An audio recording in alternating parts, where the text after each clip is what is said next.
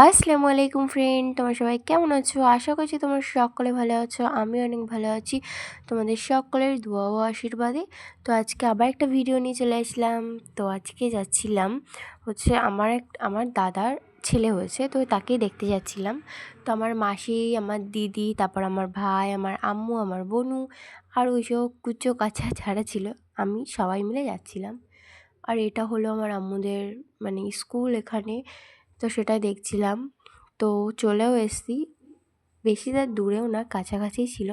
তো চলে এসেছি সেই বৌমনির বাড়ি। তো চলো এখন এন্ট্রি করব। তো আমি তো অনেক এক্সাইটেড বেবিটাকে দেখার জন্য।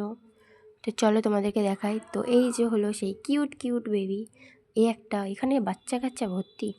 যাই হোক, তারপরে এখানে ফুটি খাচ্ছিলাম, তারপরে মিষ্টি, তারপরে একটা পিঠে মতো কিছু ছিল, যাই হোক। আর এই যে এক বাঁদর। তো আমি ছাদের উপরে গেছিলাম, তারপরে নাস্তা খাওয়ার পরে ছাদের উপরে গেছিলাম, দেখছিলাম চারিদিকটা, মানে অনেকটা গ্রামের মধ্যে, মানে অনেকটাই গ্রামের মধ্যে।